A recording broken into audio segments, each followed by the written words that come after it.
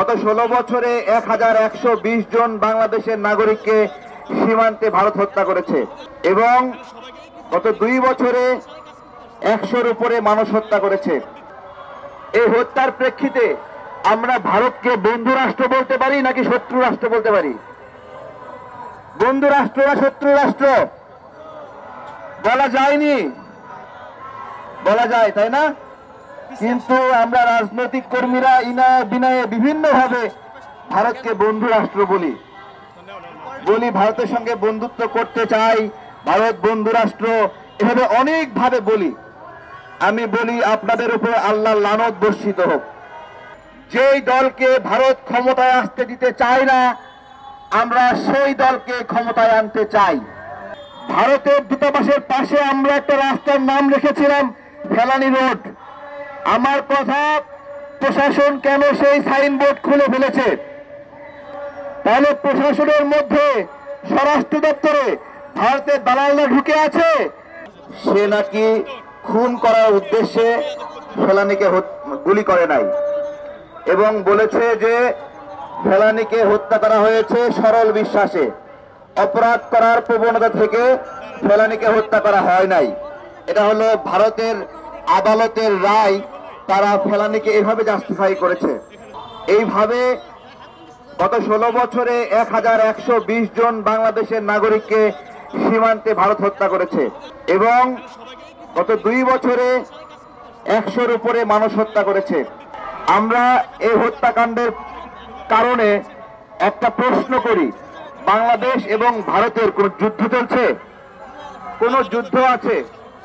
দেখেন, যুদ্ধ ছাড়াই নীরবে নীরবে আমাদের দেশের নাগরিকদেরকে হত্যা করছে। এই হত্যার প্রেক্ষিতে আমরা ভারতকে বন্ধু রাষ্ট্র বলতে পারি নাকি শত্রু রাষ্ট্র বলতে পারি? বন্ধু রাষ্ট্র না শত্রু রাষ্ট্র বলা যায়নি, বলা যায় তাই না? কিন্তু আমরা রাজনৈতিক কর্মীরা ইনায় বিনায়ে বিভিন্ন ভাবে ভারতকে বন্ধু রাষ্ট্র বলি, ভারতের সঙ্গে বন্ধুত্ব করতে চাই, ভারত বন্ধু রাষ্ট্র, এভাবে অনেক ভাবে বলি। আমি বলি আপনাদের উপর আল্লাহর লানত বর্ষিত হোক। আপনারা নিজের দেশের নাগরিককে হত্যা করে আপনারা চোখে দেখেন না, লানত বর্ষিত হোক আপনাদের। আজকে ক্ষমতার ক্ষেত্রে যদি জিজ্ঞাসা করেন যে কোন দলকে আমরা ক্ষমতায় আনব, আমি বলি যেই দলকে ভারত ক্ষমতায় আসতে দিতে চায় না, আমরা সেই দলকে ক্ষমতায় আনতে চাই। যেই দলকে ভারত শত্রু মনে করে, আমি তাকেই ক্ষমতায় আনতে চাই। যে ভারতের পিঠে চাবুক মারতে জানে, তাকেই আমি ক্ষমতায় আনতে চাই। আর কোন নতজানু পলিসি আমরা চাই না। আমরা স্বাধীনভাবে বাঁচতে চাই। আমরা চাই আমাদের প্রবাসী ভাইদের কষ্ট করে আনা রেমিটেন্স ভারতের কাছে চলে না যাক। আমরা চাই আমাদের গার্মেন্টসের ভাইরা কষ্ট করে যে রেমিটেন্স আয় করে, সেই কষ্টের রেমিটেন্স ভারতে চলে না যাক। আপনাদের কাছে ছোট্ট একটা পরিসংখ্যান দেই, ভারত বাংলাদেশে বিভিন্ন পণ্য রপ্তানি করে এবং এখানকার লোকেরা কাজ করে $12 বিলিয়ন এখান থেকে আয় করত। আমরা যখন ভারতের পণ্য বর্জন সহ ভারতের আগ্রাসন বিরোধী লড়াই শুরু করলাম, এটা নেমে আসলো $10 বিলিয়ন। এটা যখন আরো জোরদার হলো, যখন রিজভি ভাইরা চাদর পড়ল, বিএনপি সহযোগিতারা আগায় আসলো এবং অন্যান্য ডানপন্থী সংগঠনগুলো আগায় আসলো, তখন এটা নেমে আসলো $5.99 বিলিয়ন। অর্থাৎ আমরা আমাদের যে রিজার্ভ ভারতে চলে যেত, সেইটা আমরা অর্ধেকে নেমে আনতে পারছি। আমরা কি এটা পেরেছি? আপনারা কি এটা পেরেছেন? আমি বলি এটা আপনারা আমরা সবাই মিলে এটা করেছি। আজকে ফেলানি দিবসে আমাদের প্রতিশ্রুতি যে আমরা এটা আরো জোরদার করব এবং শক্তিশালী করব। সেই সঙ্গে একটা দাবি জানাই, ভারতের দূতাবাসের পাশে আমরা একটা রাস্তার নাম রেখেছিলাম ফেলানি রোড।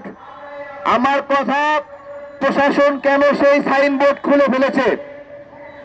তাহলে প্রশাসনের মধ্যে স্বরাষ্ট্র দপ্তরে ভারতের দালালরা ঢুকে আছে, যারা আমাদের বিরুদ্ধে কাজ করছে। আমরা দেখলাম সরকারের পক্ষ থেকে বলা হলো আমাদের গার্মেন্টস অস্থিতিশীল ভারতের কারণে।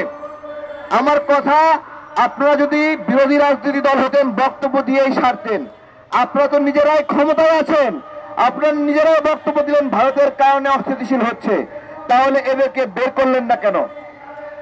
স্বরাষ্ট্র উপদেষ্টা বলল 10 লাখ অবৈধ ইন্ডিয়ান আছে, বক্তব্য দেব আমি, আপনি কেন বক্তব্য দেন? আপনি কাজ বাস্তবায়ন করবেন। আপনি আমার মতো করে চটকদার বক্তব্য দেন এখানে ভারতের চাকরি করতেছে, আর আপনার কাছ থেকে তো বক্তব্য শোনার জন্য আসিনি। 2 বছর আগে আসিফ নজরুল স্যার বলেছেন ভারতে 26 লাখ ইন্ডিয়ান নাগরিক কাজ করছে। আপনি তো বক্তব্য দিচ্ছেন তখন, এখন আপনার কাছ থেকে কাজ বাস্তবায়ন চাই। ওই 26 লাখ ইন্ডিয়ানকে বের করার জন্য আপনি কি উদ্যোগ নিয়েছেন?